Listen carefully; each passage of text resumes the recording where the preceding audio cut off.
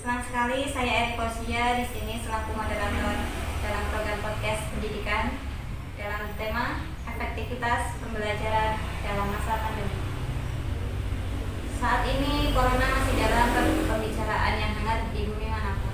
Virus ini menular dengan cepat dan menyebar hampir seluruh negara hanya dalam beberapa bulan saja. Sehingga WHO menetapkan wabah ini sebagai pandemi global. Hal tersebut membuat negara menetapkan kebijakan untuk lockdown untuk mencegah penyebaran virus ini. Beberapa pemerintah daerah memutuskan menerapkan kebijakan untuk meliburkan siswa dan mulai menerapkan sistem pembelajaran daring atau online. Lalu, efektifkah pembelajaran daring ini? Nah, pada kesempatan kali ini kita akan membahas diskusi bersama salah satu ustadzah dari PAUD ITB Bina Insan Mulia. Beliau adalah Ustadzah Devi Eva Susani. Apa kabar Ustadzah? Alhamdulillah, baik. Alhamdulillah. Nah, bagaimana Ustadzah di PAUD ITB sendiri di masa pandemi seperti ini tuh bagaimana pembelajarannya? Jadi selama masa pandemi ini, sejak tanggal 16 Maret 2020 kemarin, di PAUD ITB Bina Insan Mulia sendiri sudah menerapkan pembelajaran dengan sistem online atau daring. Jadi tidak ada tatap muka antara ustadzah dengan anak-anak. Lalu media apa saja Ustadzah yang digunakan untuk menunjang pembelajaran tersebut? Jadi untuk menunjang pembelajaran dengan sistem online ini, kita menggunakan beberapa media. Yang pertama, kita ada pembelajaran dengan video pembelajaran, di mana video pembelajaran itu kita upload di channel YouTube sekolah, namanya PAUD ITB Bina Insan Mulia. Nah, di situ itu banyak materi-materi yang kita sampaikan terkait tema yang kita bahas pada pekan tersebut. Misalnya pada pekan tersebut kita bahas materi tentang cuci tangan. Nah, di situ kita memberikan materi kepada anak-anak berupa video animasi tentang pengertian cuci tangan, manfaat cuci tangan, bagaimana cara cuci tangan, dan lain sebagainya. Nah, ini coba saya contohnya ya Gus ya? berikan ya Ustazah. Nah, ya di situ kita searching aja PAUD ITB Bina Insan Mulia.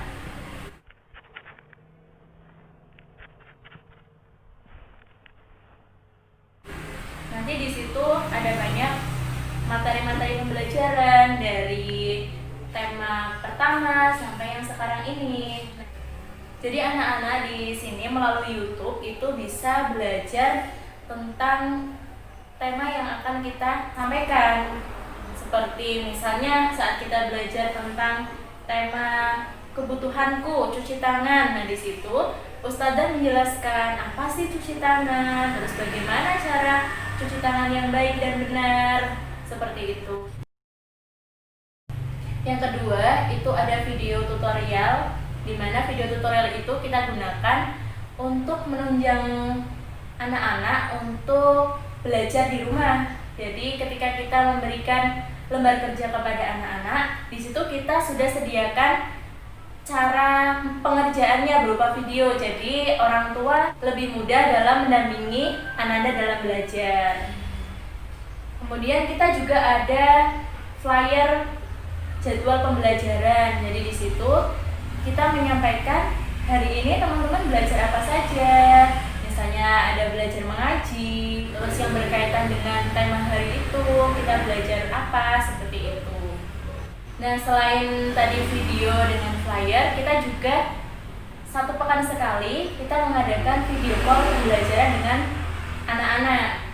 Jadi dalam video call itu tujuannya agar anak-anak itu lebih mengenal ustadzah dan mengenal teman-temannya juga.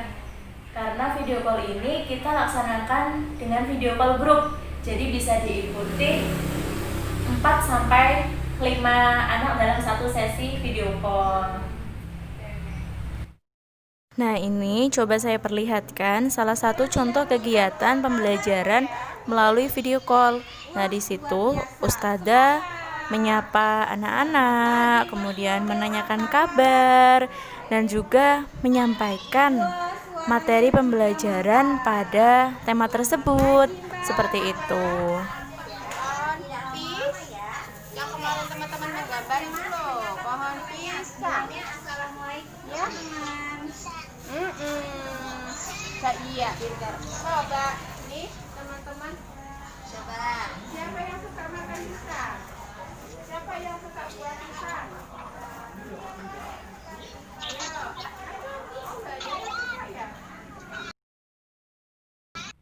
Lalu anak-anak bagaimana Ustazah? Antusias tidak dengan video pembelajaran yang seperti ini? Ya, untuk anak-anak sendiri, untuk pembelajaran dengan video ya Ustazah, baik video yang ada di YouTube maupun video yang kita share ke grup-grup kelas, alhamdulillah kalau kita presentasikan mungkin 80% anak-anak itu antusias dengan pembelajaran yang kita berikan.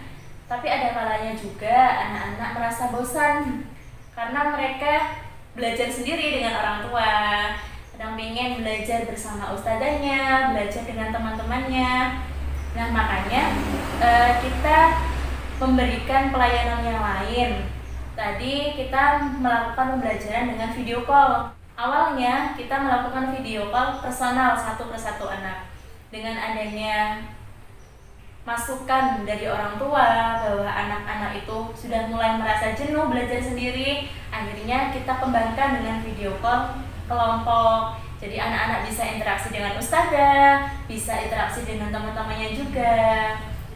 Dalam pembelajaran video call itu kita biasanya juga belajar seperti di kelas, ada membaca doa, terus kita murojaah, dan kita sedikit memberikan ragam main untuk anak yang hari itu kita mau mainkan bersama orang tua di rumah. Jadi kita mengenalkan ragam main hari itu apa sih, seperti itu. Oh, berarti anak-anak cukup antusias ya Ustazah dengan pembelajaran video-video seperti itu. Nah, sekarang kita beralih ke orang tua ya, Mas. Bagaimana sih peran besar orang tua dalam pendampingan pembelajaran daring ini? Jadi untuk peran orang tua sendiri ya Ustazah, mengingat kita adalah pendidikan anak usia dini, jadi untuk peran orang tua itu selama pembelajaran dari ini sangat dibutuhkan karena anak-anak belum bisa untuk belajar mandiri sendiri-sendiri tanpa pendampingan orang tua. Nah, di sini selama pembelajaran berlangsung, berarti hampir 1 semester ya Ustazah untuk tahun ajaran baru ini, itu orang tua sangat berperan aktif dalam mendampingi Ananda. Nah, jadi kita juga ada kegiatan pengambilan perlengkapan main untuk kegiatan belajar di rumah. Itu dilakukan 2 pekan sekali. Jadi kalau kita ganti tema, itu ada pengambilan perlengkapan sama pengumpulan hasil karya. Nah, di situ orang tua ikut berperan aktif ya Us. Kita lihat dari antusias orang tua dalam mengambil dan mengumpulkan hasil karya, itu hampir mungkin 90% orang tua itu terlibat langsung dalam kegiatan tersebut. Kemudian kegiatan video call, kita juga tidak bisa lepas dari peran orang tua untuk membimbing Ananda mengikuti pembelajaran melalui video call. Kita juga ada ragam main Ustazah dari pengambilan perkap itu. Di situ isinya ragam main yang akan kita mainkan 2 pekan ke depan di rumah bersama ayah dan bunda. Jadi di situ orang tua benar-benar mendampingi Ananda selama pembelajaran di rumah, dari mulai menyiapkan perlengkapan yang akan digunakan untuk belajar hari itu, terus mengajarkan ke anaknya bagaimana cara mengerjakan kegiatan pada hari itu dengan melihat video tutorial yang sudah kita bikin. Jadi adanya video tutorial itu dari respon orang tua menanggapi bahwa video tutorial itu sangat membantu dalam pengerjaan pembelajaran dari di rumah itu. Nah, di sini pembelajaran yang kita berikan, materi-materi yang kita sampaikan tanpa adanya peran orang tua, mungkin kita tidak akan bisa berjalan sampai hari ini. Jadi sangat-sangat dibutuhkan peran orang tua untuk menunjang tercapainya pembelajaran di PAUD IT Bina Insan Mulia itu sendiri. Jadi sangat dibutuhkan banget ya peran orang tua untuk pembelajaran ini. Oh ya Ustazah, ada tidak orang tua yang menekan semangat belajar anak-anak ini? Kadang kan anak kan moodnya naik turun ya usia. Iya, betul. Nah, kali itu orang tua mengeluh kayak gitu enggak us, maksudnya anak saya nggak mau belajar us, semangatnya jadi berkurang gitu. Ya pastinya ada ustazah, tidak bisa dipungkiri ya, banyak orang tua yang mengeluh anaknya tidak semangat belajar, merasa bosan belajar di rumah, dan banyak juga yang menanyakan ustazah kapan sekolah mulai berangkat, seperti itu. Tapi dengan kondisi yang seperti ini tidak memungkinkan untuk kita belajar di sekolah dengan anak-anak, apalagi untuk PAUD sendiri, anak-anak yang masih kecil, jadi masih rentan terkena virus gitu ya ustazah.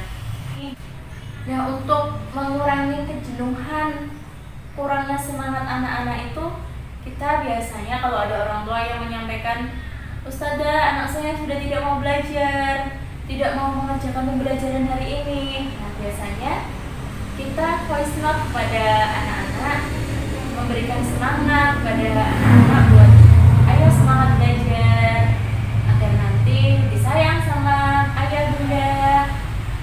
Dan kita juga memberikan semangat berupa kita kasih pujian ke anak-anak kalau anak-anak itu hebat, anak-anak solih, seperti itu. Dan ya alhamdulillah dengan adanya voice note seperti itu dari ustazah ke anak-anak memberikan pengaruh kepada anak-anak jadi semangat belajar. Selain itu kita juga tadi mengadakan video call dengan teman-teman. Jadi mereka yang tadinya belum pernah ketemu, melalui video call itu teman-teman antara satu dengan yang lainnya bisa dipertemukan meskipun hanya lewat video call, seperti itu. Dengan kegiatan-kegiatan itu, video call, dikasih voice note penyemangat, ya alhamdulillah sedikit demi sedikit anak-anak mulai semangat lagi untuk belajar. Jadi kayak seperti di cas gitu ya Ustaz? Iya betul sekali, jadi anak-anak ketika habis video call dengan ustazah, dengan teman-teman, habis di voice note dengan ustazah, itu anak-anak alhamdulillah semangatnya bertambah dan orang tua juga merasa senang ya, jadinya kayak ada timbal balik antara orang tua dengan ustazah dan anak-anak juga, seperti itu. Itu ke orang tua ya usia. Lalu ke ustazah sendiri, apakah hasil pembelajaran seperti itu sudah sesuai dengan yang diharapkan belum? Ya pastinya dengan pembelajaran yang seperti ini, dengan online ya ustazah, kita tidak bisa bertemu langsung dengan anak-anak. Ya sebagian ada hasil yang sudah sesuai dengan yang kita harapkan, sebagian lagi ada juga yang kurang maksimal hasilnya. Ada aspek-aspek tertentu yang memang tidak bisa kita terapkan dengan pembelajaran daring, yaitu terkait dengan kebiasaan-kebiasaan anak, adab-adab ke orang tua seperti apa, terus kebiasaan-kebiasaan seperti mengantri dan sebagainya tidak bisa kita mengontrol satu persatu ke anak-anak. Apakah anak-anak sudah bisa menerapkan adab-adab seperti itu apa belum? Terus anak-anak di rumah kan kita tidak tahu ya ustazah seperti apa kebiasaan-kebiasaan anak di rumah. Kadang kebiasaan anak di rumah dengan di sekolah juga berbeda. Iya, makanya untuk hal-hal yang lebih ke kebiasaan-kebiasaan ya kita tidak bisa menilai secara maksimal seperti itu. Berarti hasil yang diperoleh belum sepenuhnya sesuai dengan harapan ya usia. Iya, betul sekali. Ya, semoga pandemi COVID-19 ini segera berlalu seiring dengan new normal yang telah diberlakukan oleh pemerintah.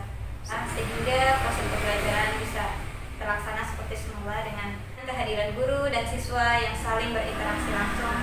Amin ya rabbal alamin.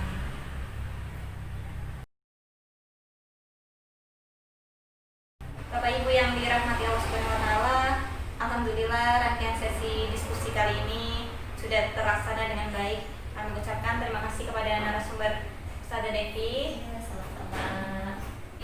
Apa yang telah disampaikan semoga bisa bermanfaat untuk kita semua, dan mohon maaf apabila ada kata-kata yang kurang berkenan dari saya. Saya Eri Fauziah, pamit undur diri. Wassalamualaikum warahmatullahi wabarakatuh.